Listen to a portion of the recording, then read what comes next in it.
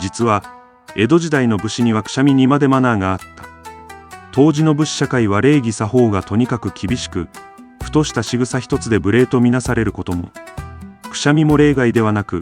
人前で大きな音を立ててハックションなんてやろうものなら、たちまち品位を疑われてしまった。特に上位の武士や主君の前では、くしゃみをする前に素早く袖や懐で口を覆い、小さくふっと音を抑えるのが礼儀。